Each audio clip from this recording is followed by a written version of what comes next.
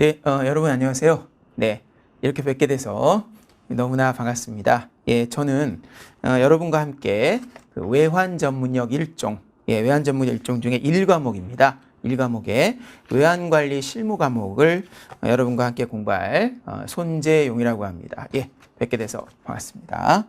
예, 이제 그 강의를 이제 제가 맡아서 진행하게 되겠는데요. 저는 이제 요 금융 강의는 한 20년 이상을 꾸준히 해오고 있습니다. 그래서 한 10,000시간 이상을 강의를 했고요. 이 외환 전문역 일종 이쪽도 뭐 수년째 계속 강의를 하고 있습니다. 그래서 뭐 요런 유의 시험 중에는 뭐 일부 시험에서 딱 요 시험은 아니지만 요런 급의 이제 자격 시험에 정식 시험 문제 출제위원도 역임을 한 적이 있습니다. 그래서 문제들이 어떻게 출제되고 이제 그런 것들을 뭐 아주 잘 알고 있으니까요. 여러분에게 이제 도움이 되도록 최선을 다하도록 하겠고요. 여태까지 금융 강의는 이제 10,000시간 이상을 했습니다.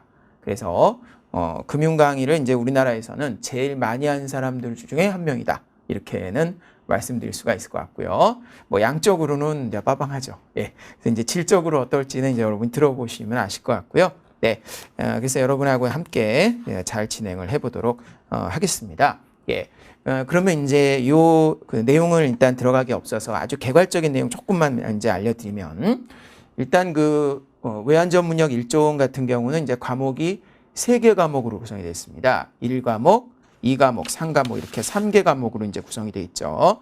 그래서 이제 1과목에 외환관리 실무라는 과목이 있는데 그거를 저하고 같이 공부를 하시게 됩니다. 1과목을. 그리고 이제 2과목, 3과목은 다른 교수님하고 진행을 하게 되는데요. 일단 그래서 저는 이제 제가 맡고 있는 1과목에 대해서 아주 개괄적인 간단히 말씀드리고 내용을 들어가도록 하겠습니다. 일단 이제 외환관리 실무라는 이제 제목 하에 다루게 되는데요. 제일 큰 특징은 뭐냐면 배점이 매우 높다는 겁니다. 그러니까 이 시험이 3개 과목이 있는데 그 비중이 비슷한 게 아니라 이제 그 1과목이 비중이 큽니다. 그래서 1과목이 50점입니다. 1과목이. 그러니까 전체 절반이죠. 그렇죠? 점수로 따지면 50점을 차지하고 있다. 100점 만점 중에 1과목이 50점이고 그다음 이제 2과목, 3과목은 그거보다 좀 적습니다. 2과목이 30점, 3과목은 이제 20점 이렇게 되어 있고요. 그런데 실제로는 이거보다도 비중이 더 큽니다. 왜 그러냐면 2과목의 내용 중에서 그 1과목의 내용이 거기 그대로 나오는 게 좀 있어요. 그러니까 반복해서 나온다는 거죠. 그런 부분이 꽤 있습니다. 그래서 실제적으로는 50점이 아니라 뭐 거의 60점에 가깝다. 이렇게 볼 여지가 있습니다. 50점대 후반이라든가 중후반, 또는 60점. 뭐 이렇게 이제 거기서도 5문제 이상이 여기서 배운 내용이 또 그쪽에서도 이 과목에서도 나오기 때문에 실제적으로는 55점 이상 비중을 차지하고 있다. 이렇게 볼 수가 있고요. 그 다음에 좀 특이한 사항 중에 하나가 문제는 35문제가 출제가 됩니다. 35문제가. 그러니까 보통은 이제 50점이면 50문항이 출제가 되잖아요. 근데 이 시험은 점수는 50점인데 35문항이 출제가 돼요. 저 1과목이. 그러다 보니까 15문제가 2점짜리입니다. 15문제가 2점짜리로 나온다라는 거죠. 근데 뭐 어떤 게 2점짜리예요? 그 얘기 드리면 특별한 그거는 없어요. 이렇게 보면 보면 뭐 그냥 대충 특별한 특색은 없습니다. 그래서 어쨌든 이 35문제 중에 15문제가 2점짜리다라는 거죠. 그래서 결과적으로 시험에는 1과목은 35문제가 출제되고 1점짜리, 2점짜리가 있어서 점수는 50점이다. 이렇게 보면 됩니다. 그리고 이제 이 시험의 합격 요건은 일단 이제 전체가 100점 만점에 60점 이상이어야 됩니다. 60점. 그거는 매우 좋은 현상입니다. 시험 보시는 분 입장에서는 이런 자격증들이 보면 되게 카트라인이 그 60점인 게 있고 70점인 게 있거든요. 이런 유예 자격증들이. 근데 이제 아시겠지만 상당히 차이가 큽니다. 그러니까 70점을 맞으려면요. 아주 일부만 제껴야 돼요. 어느 정도 중요한 것들은 대부분 많이 알고 있어야 70점이 나오는데 60점은 그거보다는 이제 요건이 많이 낮은 거죠. 그렇죠? 그러다 보니까 중요한 건 여러분이 포기하시지 말라는 겁니다. 특히 우리가 이제 1과목 같은 경우는 이제 상당히 여러분들이 공부할 내용이 많습니다. 그래서 처음에는 좀 어렵게 느껴지실 수가 있는데, 그러니까 처음에는 이제 제가 설명을 드리면 가볍게 이해를 하면서 넘어가시면 돼요. 그러니까 너무 이걸 뭐 다 외워야 되나? 뭐 이런 걱정을 하실 게 없고, 이제 쭉 이제 따라서 강의를 들으시다 보면 이쪽에 이제 내용을 알게 됩니다. 분위기가. 예, 그러니까 이제 이게 다 어떤 그 제도에 따른 규정들이잖아요. 그렇죠? 그러면 이제 그 규정들이 만들어진 취지가 있어요. 예. 그럼 왜 이거는 신고 예외인가? 왜 이거는 하는 신고를 해야 되는가? 예, 그런 게 그냥 막연히 나누는 게 아니거든요. 다 그런 게 이유가 있습니다. 예, 그러면 강의를 들으면서 최대한 이제 그 내용들을 많이 말씀드릴 겁니다. 그 배경들을. 예, 말씀을 드리면 여러분들이 쭉 공부를 하시다 보면 이제 처음엔 어렵고 내용이 많을 수도 있지만 그게 이제 익혀져 갑니다. 그런 패턴이. 예, 그러다 보면 다시 공부하실 때는 이제 훨씬 더 쉽게 하셔서 시험에 붙기도 좋다 이렇게 볼 수가 있고요. 그다음 60점 이상이면 되고 과락은 40점입니다. 과목당. 그죠? 뭐 요거는 뭐 많이 그렇죠. 많은 시험들이. 그죠? 과목당 40점 이상은 맞아야 됩니다. 1, 2, 3과목으로 해서 각 과목. 네. 그래서 이제 그렇게 되어 있고요. 그다음에 이제 좋은 점은 사지선다라는 거죠. 예, 간혹 이제 오지선다인 시험들도 있거든요. 그래서 일단 60점 이상의 사지선다라는 게 제일 우리를 용기를 갖게 하는 점이다라는 겁니다. 그러다 보니까 이제 그냥 시험 문제를 받아봤을 때 시험 문제도 이게 조금 난이도가 좀 왔다 갔다 하는 편입니다. 예, 그러니까 어쩔 때는 이제 좀 쉽게 나왔다가 또 어쩔 때는 좀 어렵게 나왔다 이제 왔다 갔다 하는 편인데 그렇게 했을 때 만약에 여러분들이 좀 어렵게 나왔다고 할 때 공부를 열심히 안 한 분들은 이제 시험 문제를 받아보면 조금 당황할 수도 있어요. 어렵게 나올 경우는. 예, 그렇더라도 아무튼 예, 그러면 이 정도면 이제 그 절반 정도를 제대로 알면 맞출 수가 있지 않습니까? 그렇죠? 이제 그런 생각으로 준비를 하시면 되겠다라는 거죠. 그리고 이제 좀 당부드릴 말씀은 특히 뭐 다른 과목은 모르겠습니다. 이상 과목은 또 그 교수님 말씀하시겠지만 저희 1과목 같은 경우는요 반드시 기본서를 공부하셔야 됩니다. 예, 여기 있는 이 금융연수원에서 나온 외환관리 실무라는 기본서 있죠. 네, 반드시 하셔야 돼요. 왜냐하면 워낙 출제 비중이 높아요. 요 한 권에서 아무튼 전체 자격증에서의 비중이 한 55% 이상이 되고요. 그리고 시험 문제는 철저하게 이 교재에 있는 문구를 가지고 문제가 나옵니다. 예, 철저하게 이 교재에 있는 문구를 활용해서 시험에 문제가 나오거든요. 예, 뭐 거의 그대로 나옵니다. 교재에 있는 문구들을 그대로 나오기 때문에 우리 학습도 이제 철저하게 이 교재에 있는 문구를 같이 여러분하고 익혀가면서 예, 진행이 될 겁니다. 예, 그렇게 하면 처음에는 내용이 좀 많은 듯이 보일 수도 있겠지만 당연히 이제 중요도가 높지 않고 출제가 잘 안 되는 부분은 제가 이제 건너뛸 겁니다. 그리고 난이도가 좀 너무 높거나 그런 부분도 일부 건너뛸 거예요. 예, 뭐 어차피 학교에 지장이 없으니까요. 그렇게 하고 제가 진행하는 부분만 잘 이해하고 익히시면 충분히 되니까 예, 그렇게 준비를 좀 해주셨으면 좋겠고 특히 다시 강조드립니다. 기본서, 외환관리 실무 특히 다른 과목은 모르겠습니다. 저 1과목의 경우는 뭐 확실히 반드시 필요하다 이렇게 말씀을 드리겠습니다. 예, 그러면 이제 내용을 들어가 보도록 할게요. 예, 보시면 여러분 보면 이제 처음에 교재를 한번 간단히 펴보면 예, 뭐 어떤 내용을 주로 다루나를 한번 제목 위주로 한번 볼게요. 처음에 보면 맨 처음에 페이지가 뒤가 1페이지니까 우리 교재 한 4페이지만 넘겨보세요. 한 3페이지만. 그러면 일단 콘텐츠라고 나오죠. 목차. 목차를 한번 보겠습니다. 그래서 이제 주로 어떤 내용들을 공부하는가 뭐 간단히 보죠. 그래서 처음에가 총론, 그렇죠?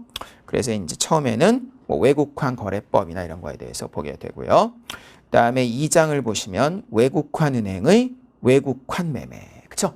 예, 우리가 이제 제일 익숙하게 느낄 수가 있는 겁니다, 그렇죠? 예, 뭐 예를 들어서 괌에 해외여행을 가겠다라고 하면 달러가 필요하잖아요. 그럼 은행에 와서 환전을 하게 되죠. 이제 그런 과정들, 외국환을 매매하는 거. 그 다음에 이제 대출이나 보증을, 그러니까 외국환 은행이 해주는 겁니다. 외국환 은행이 대출이나 보증을 해주는 이제 그런 것들을 다루게 되고, 그 다음에 3장에서는 전문 외국환 업무 취급업자의 외국환 업무를 다루게 됩니다.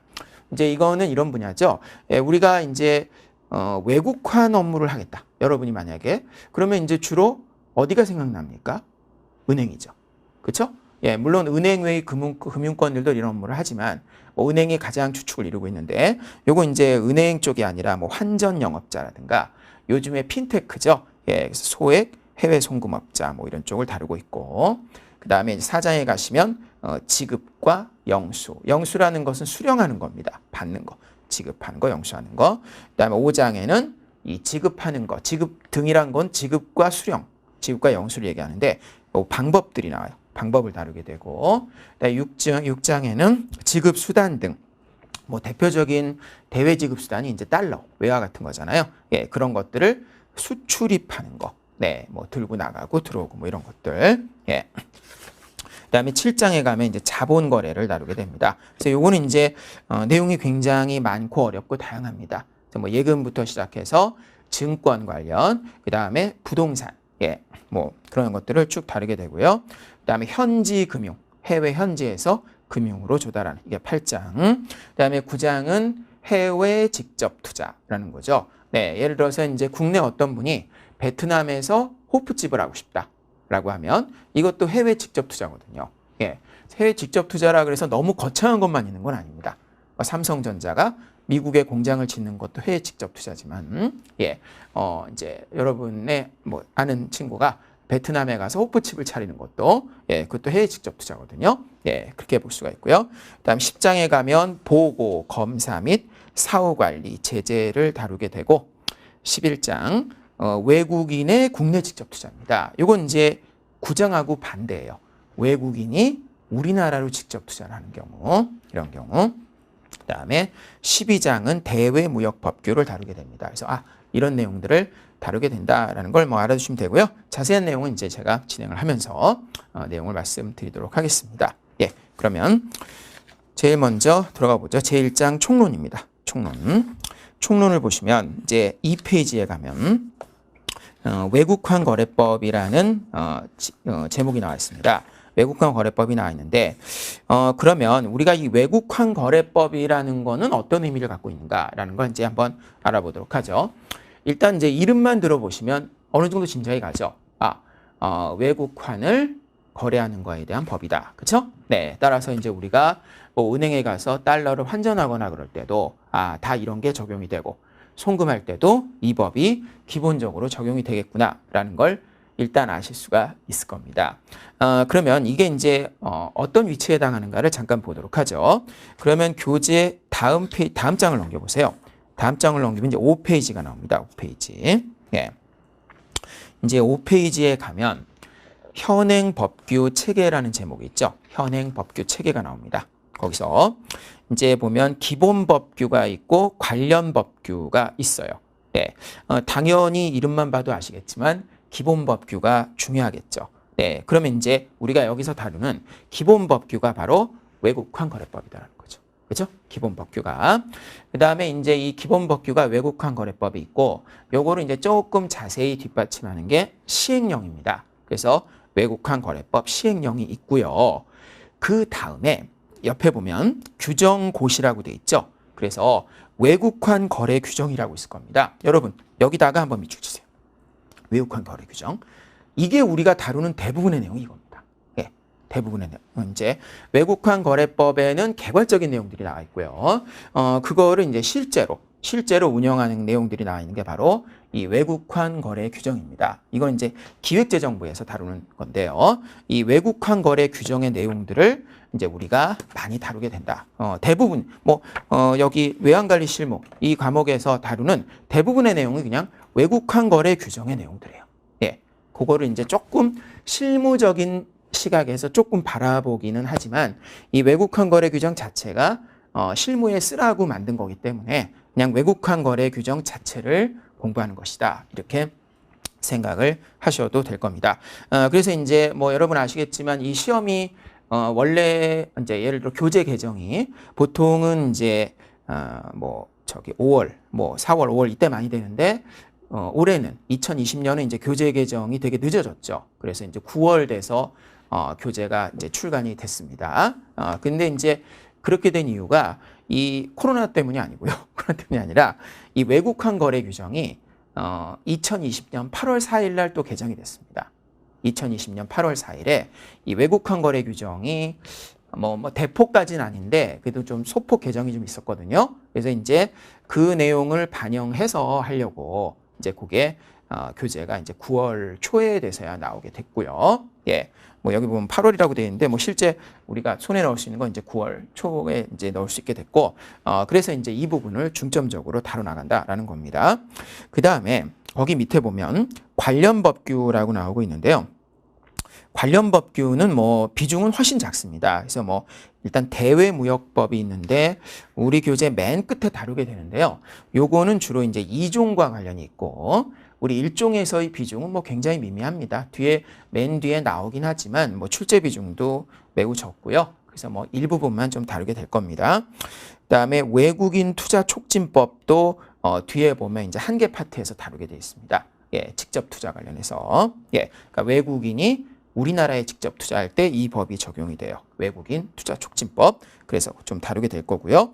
그다음에 이제 중간중간 보시면 자본시장법이죠. 자본시장과 금융투자업에 관한 법률의 내용이 조금씩 나오고 있는데 뭐 그다지 별 비중은 없습니다. 그래서 결국 그 아래 나오는 관련 법규들은 뭐 약간씩 영향이 있지만 별로 뭐 영향도는 미미하다 이렇게 볼 수 있고 단연 외국환 거래 규정이 대빵이다 이렇게 생각을 하시면 좋겠습니다. 네, 그러면 내용을 들어가겠습니다.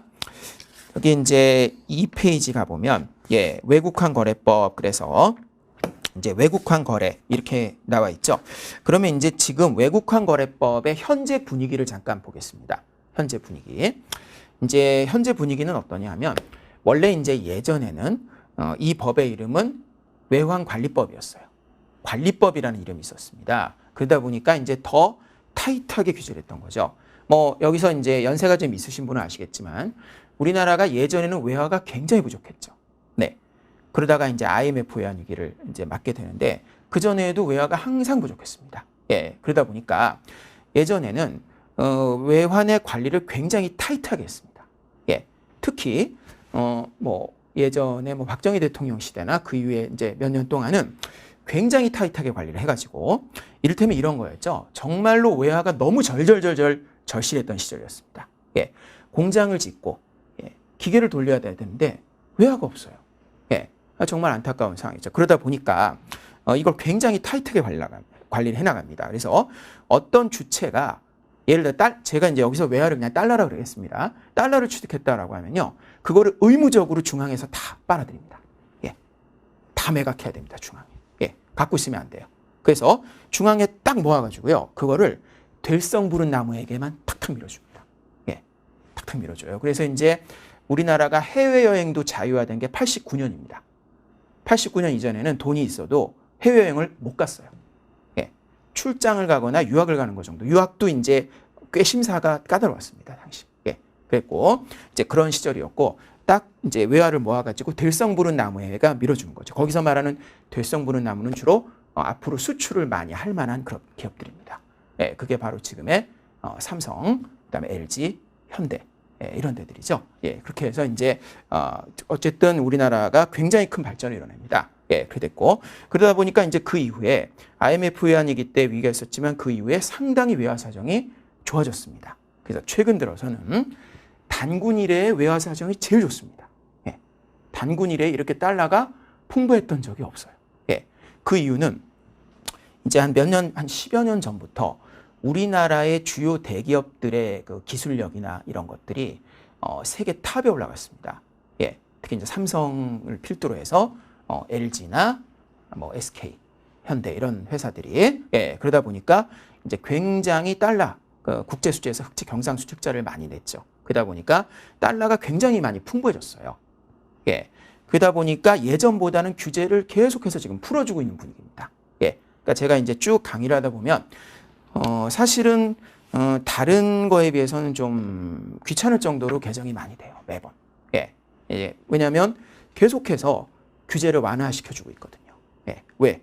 달러가 풍족하니까. 옛날하고 다르니까. 그렇죠? 그러다 보니까 이제 예전에 꽉 타이트하던 분위기에서 계속해서 풀어주고 있죠. 그러다 보니까 특히 이제 작년도에 보면 제일 많이 개정된 게 3,000불에서 5,000불로 기준이 바뀐 것들. 예, 그런 거를 비롯해서 그다음에 이제 요 이번에는 또 그 이후에 이제 핀테크 쪽 있죠. 소액 해외 송금 이런 쪽도 규제를 계속해서 풀어주고 한도 금액을 계속 올려주고 있거든요. 예, 일단 그런 분위기다라는 겁니다. 예.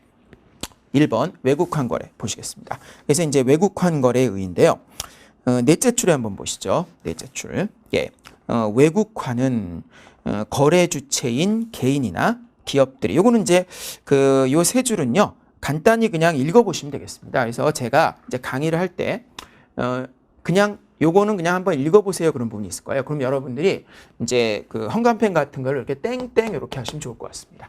땡땡. 그러면 그런 거는 이제 외울 내용까지는 아니고 여러분들이 한번 읽어보고 넘어갈 거고 제가 아무 소리 안 하고 그냥 강의를 하는 부분은 되도록이면 이제 형광펜 같은 여기 밑줄을 책에 쳐놓으시면 그런 것들은 이제 시험에 잘 나올 가능성이 많은 것들이고 제가 아예 언급을 안 하는 부분은 안 보셔도 됩니다. 그런 부분은 시험에 그럼 여러분이 시험에 절대 안 나와요? 이제 절대라고까지 하면 제가 지금 너무 어렵죠. 그래서 대세는 전혀 지장이 없습니다. 왜냐면 어차피 저도 출제위원을 해봤지만 출제 지침을 보면 10문제 중에 2개 정도는 어렵거나 구석에 있는 걸 내도록 하고 있어요. 그렇기 때문에 근데 우리는 뭐예요? 60점이잖아요. 예, 그런 문제는 상대할 필요가 없는 거죠. 그렇죠? 그래서 그런 문제들이 주로 제가 안 한 부분에서 나올 가능성이 많고 그래서 제가 하는 부분만 하시면 되겠습니다. 그래서 여기 이제 외국환에 대한 간단한 정의인데요. 이거 그냥 땡땡하고 같이 한 번만 읽어보겠습니다.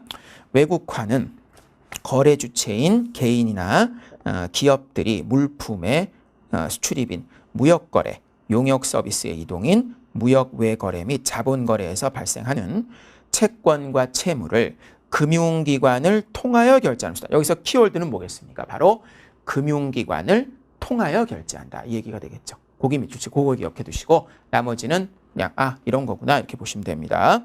그 다음 세 줄 밑에 외국환 거래는 국내에서 외국으로 직접 지급하는 것을 송금환 거래라고 하고요. 네, 그러니까 국내에서 외국으로 이제 송금을 하는 거죠. 예, 외국에 계신 이모님께 달러를 보낸다. 예, 뭐 송금. 그 다음에 국내에서 요청해서 외국으로부터 받아내는 거. 예, 왜 받아내는 걸 추심이라 그러죠. 이걸 추심한 거래다. 이렇게 말을 합니다. 예. 다음 옆에 2번입니다. 외국환 거래법의 목적과 특성. 예. 그래서 1번을 보면 외국환 거래법의 목적이 나와 있죠. 법 1조입니다. 그래서 일단 1조의 앞에 세 줄도 역시 땡땡 하시고 보시면 되겠습니다. 땡땡. 한번 같이 보죠. 이 법은 외국환 거래와 그 밖의 대외 거래의 자유를 보장하고 네, 밑줄. 자유 보장을 강조하고 있습니다. 그리고 시장 기능 활성화, 밑줄. 키워드입니다. 시장 기능을 활성화해서 대외 거래의 원활화 및 국제 수지의 균형. 이것도 키워드죠. 국제 수지의 균형입니다. 국제 수지 흑자가 아니에요. 예. 국제 수지 흑자가 무조건 좋은 게 아니거든요. 국제 수지에서는 오히려 균형이 더 좋을 소지가 있어요. 특히 이제 우리나라처럼 이미 달러를 많이 벌어둔 나라에 있어서는 뭐 기존의 달러가 너무 부족했는데 달러를 늘리려면 그러니까 IMF 이후에 한 10여 년간은 달러를 늘려야 됐잖아요. 이제 그럴 때에는 흑자가 좋을 수 있지만 지금 정도에서는 예, 균형이 더 좋을 수가 있습니다.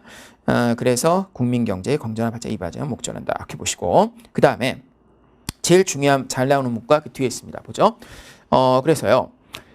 이제 외국환 관리법이 외국환 거래법으로 이름이 바뀌었거든요. 그러면서 종전에 있었던 뭐가 빠졌냐면 합리적 조정 또는 관리. 밑줄 치세요. 네. 합리적 조정 또는 관리라는 게 예전에 외국환 관리법에 있었어요. 근데 이 법에는 외국환 거래법에는 지금 이게 없다라는 거예요. 이걸 삭제했기 때문에 자유거래를 보장한다는 조문만으로 대체했다라는 걸 보면 법의 취지가 이렇게 바뀌었구나라는 걸 알 수가 있습니다. 그러니까 대표적으로 예를 들면요. 해외 부동산 투자 있잖아요. 예를 들어서 어떤 연예인이 LA에 100억짜리 저택을 사요. 가능하단 말이에요. 예, 가능해요. 그런 거 한도가 없어요. 예, 예, 가능합니다. 예, 이렇게 바뀌었어요, 지금. 아무튼 그렇습니다. 예. 다음 가겠습니다. 뒤에 2- 예, 대외거래의 원활화 촉진. 예, 그래서 이걸 이제 주도하는 거는 기재부 장관입니다. 기재부 장관이 주도하는데 이 법에 따른 제한을 필요한 최소한의 범위 기억해 두세요. 최소한의 범위에서만 한다라는 거죠. 예, 규제는 최소한으로 제한을 해라. 그러니까 최대한 자유롭게 해줘라 라는 내용이 되겠습니다. 예, 그다음에 이제 법률적인 성격입니다. 보면 예, 이 법은요 강행법규다라는 거죠. 일단 이거 하나 밑줄 치시고, 강행법규라는 건 뭐냐면요, 이제 반드시 지켜야만 하는 법을 강행법규라고 하는데, 이 강행법규하고 좀 대조되는, 비교되는 개념은 임의법규입니다. 임의법규. 그래서 일단 시험에서는 임의법규라고 나오면 틀리는 겁니다. 강행법규는 뭐냐면요, 법에서 당사자들끼리 합의를 해도 법이 적용이 되는 거예요. 그러니까 당사자들끼리 이렇게 하자 해도 법이, 그게 아니다, 법에 이렇게 됐으면 이렇게 해야 된다, 이게 강행법규고, 임의법규는 뭐냐면요, 당사자들 간의 의견이 충돌할 때만 적용이 되는 거예요. 예, 그러니까 당사자들의 의견이 맞으면 적용이 안 돼, 임의법규는. 그러다가 의견이 안 맞잖아요, 그럼 법대로 하자 이렇게 나오죠.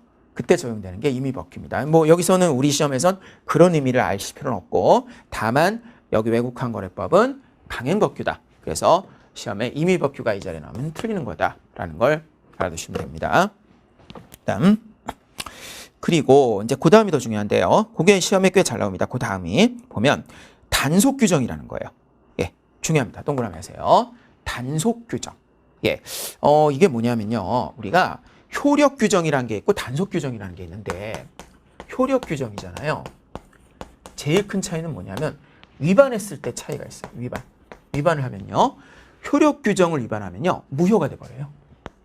그 법률 행위가 무효가 돼버려요. 효력 규정을 위반하면 무효가 되는데, 단속 규정을 위반했을 경우는 한 행위는 유효해요. 유효하지만 이제 벌을 받거나 처벌을 되거나 이제 이런 거죠. 그렇죠? 되면 자, 그런 얘기를 하고 있습니다. 예. 그래서 이제 그 내용입니다. 그래서 단속 규정이기 때문에 효력 규정으로는 틀립니다.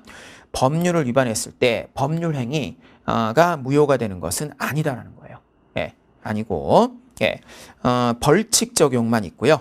예, 법률 행위 자체의 어떤 사법상 효력에는 영향이 없는, 그리고 법의 특성상 특별법이면서 절차법이 되겠습니다. 예, 요거는 이제 외국환 거래에 있어서는 이게 우선적으로 적용된다는 거죠. 그걸 우리가 특별법이다라고 하고요. 어떤 절차를 다루는 절차법이다, 이런 얘기죠. 여기 이제 법에 대한 키워드가 지금 4개 정도 나오고 있습니다. 그거 기억 다 해두시고 하나하나. 네, 강행법규, 단속규정, 그 다음에 특별법, 절차법, 이렇게 볼 수가 있습니다.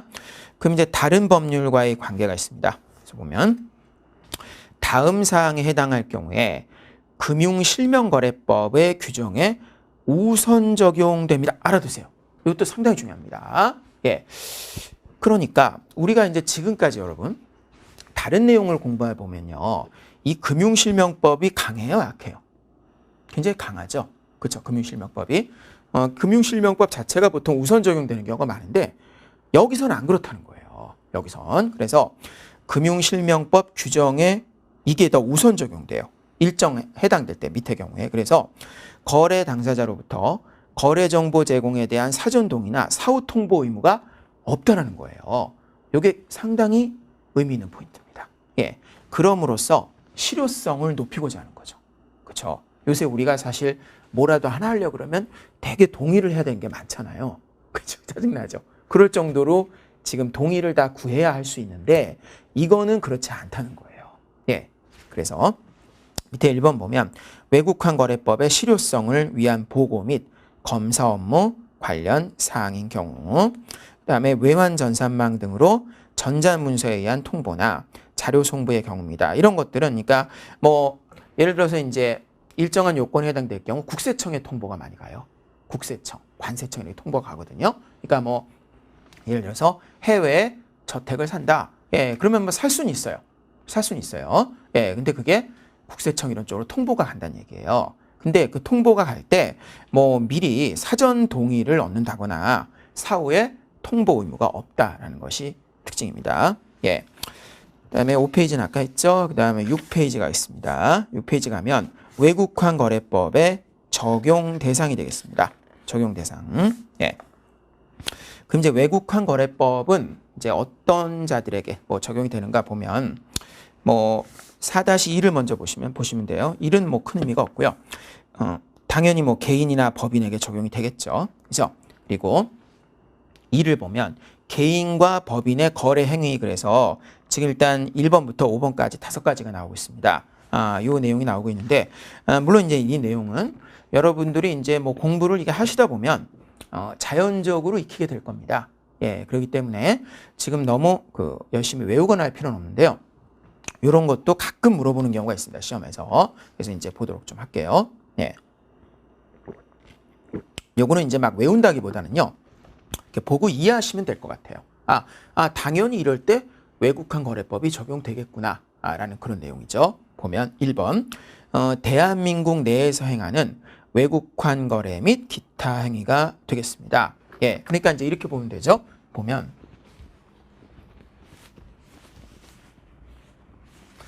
그러면 어떤 것들이 외국환 거래법이 적용이 될까라는 거죠. 한번 생각해 볼게요.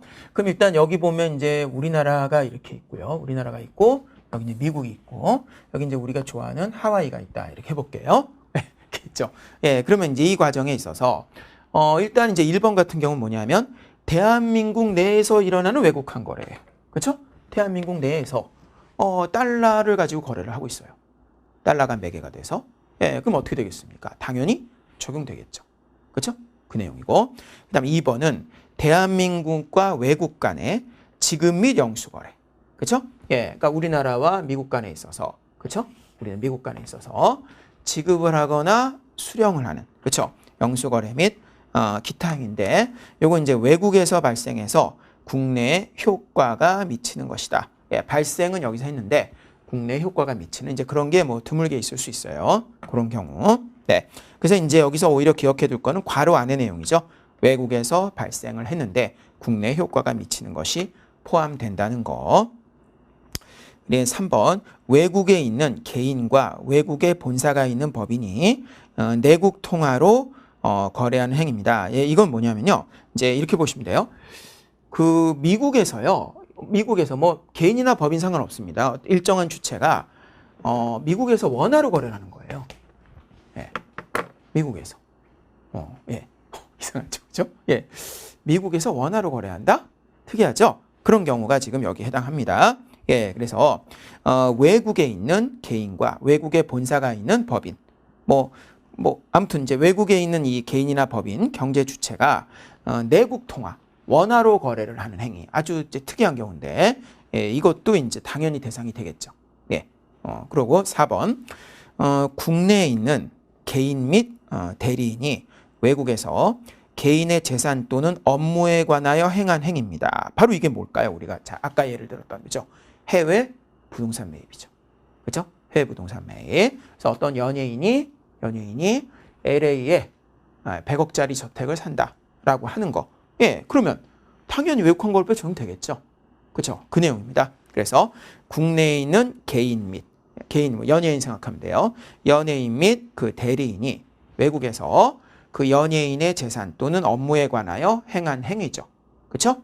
여기 저택을 사는. 5번은 4번하고 거의 같은 내용인데요. 내용이 이제 법인이 대상이 되는 거죠.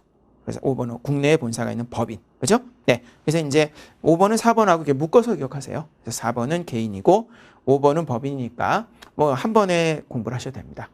이런 거구나. 이런 관계구나. 라는 거. 네. 이렇게 되고요. 그 다음에 이제 4-3에 가면 물적 대상이 나오는데요. 별표하십시오. 물적 대상 별표. 왜냐하면 이제 지금까지 이제 공부를 하면서 제가 이제 뭐 시험에 나올 수 있다 이렇게 동그라미 해드리는 부분 있잖아요.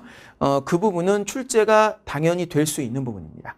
될 수 있는 부분이고 뭐 돌려가면서 나와요. 한 문제 정도가 어쨌든 요게 이제 나오곤 하는데 지금 공부하는 물적 대상에 관한 부분은요. 거의 매번 출제가 되다시피 하고 있습니다. 이 물적 대상에 관한 내용은 그래서 별표해 두시고 철저하게 공부를 하셔야 된다는 거죠. 네, 거의 매번 나온다라고 보면 됩니다. 한 3번 보면 2번은 출제가 되니까 나온다 생각하고 보셔도 되겠습니다. 그러면 일단은 그 4-3에 가면 이제 물적 대상이 있잖아요. 물적 대상이 있는데 물적 대상을 어떻게 분류하는 걸 한번 보겠습니다. 일단은 그럼 우리가 생각해 볼게요, 여러분. 이거를 이제 처음부터 다 공부를 하려고 그러면 더 헷갈려요. 그러지 말고요. 일단은 따로 공부를 안 해도 딱 떠오르는 게 있을 거 아니에요. 기본적으로. 그리고 그 나머지를 이제 딱 또 기억을 하면 되겠죠. 그러면 보세요. 외국환 거래법의 물적 대상이에요. 그럼 대표적인 게 뭘까요? 외국환 거래법의 대표적인 대상인데 물적 대상 바로 외국환이죠. 그쵸? 이름이 나와 있잖아요. 그게 가번입니다. 가번에 가면 외국환 그래서 이제 쭉 나오죠. 그래서 요게 이제 비중이 제일 크고요. 대부분은 이거에 대한 내용을 이제 공부하게 되는데 일단은 뒷장에 한번 가보시면 8페이지를 가면 이제 외국환이 있고요.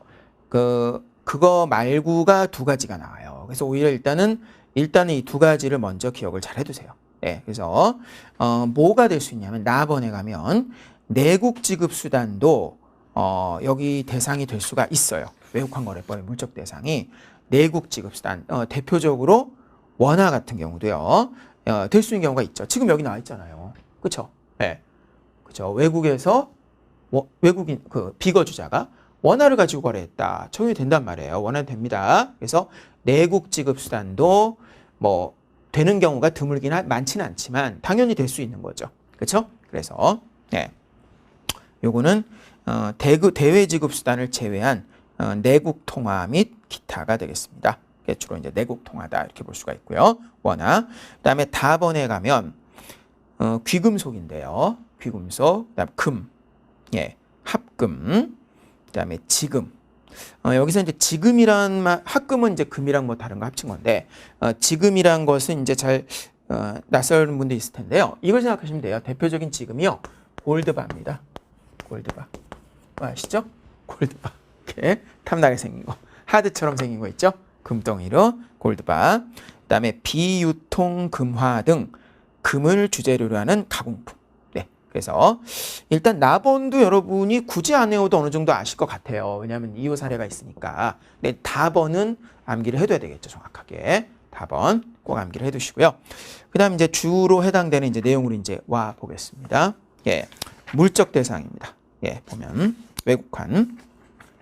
그래서 가번에 보시면 이제 외국환은 몇 가지로 나눠지게 됩니다. 그래서 보면 대외 지급 수단. 외화 증권, 외화 파생 상품, 외화 채권 이렇게 있죠. 그러면 딱 봐도 넷 중에서도 어느 게 단연 주인공일까요? 그렇죠. 대외 지급 수단이죠. 대표적인 게 뭡니까? 달러죠, 바로. 외화. 그렇죠? 요게 가장 주된 게 되겠고 그거보다 조금 부수적인 게 이제 외화 증권이 조금 공부할 게 약간 있고요. 근데 요건 뭐 조금 있고 그다음에 외화 파생 상품하고 외화 채권은 여기에 해당된다는 거 정도만 기억을 하셔도 됩니다. 그렇게 구성이 되어 있습니다. 그럼 여기서 이제 무엇보다 우리가 대외 지급 수단을 보도록 할게요. 그럼 대외 지급 수단은 뭐 말 그대로 그 외국 통화로 표시된 지급할 수 있는 수단이 되는데 대표적인 게 외국 통화 달러가 되겠고요. 그거 외에 이제 결국은 그 밑에 쭉 나오지만 뭐 통화와 매우 유사한 역할을 할 수 있는 그런 것들이죠. 보겠습니다. 지급수단 보면 은행권 주화는 뭐 당연하니까요. 그다음에 체크해 두실 건 수표. 그다음에 우편환. 그리고 신용장. 그리고 환어음, 약속어음. 그다음에 상품권. 그다음에 이제 우편 또는 전신에 의한 지급 지시. 그다음에 전자화폐. 선불, 전자 지급수단 등 정자적 방법에 따른 지급수단을 말한다라는 거죠. 이렇게가 일단 해당이 된다는 거 기억해 두시고. 근데 이제 다만 액면 가격을 초과하여 매매되는 금화 등은 주화에서 제외한다라는 거죠. 그래서 이 부분 잘 기억을 해 두세요. 그리고 거기 이제 아래 보면 전자화폐와 선불 전자 지급수단에 자세한 소개가 나와 있습니다.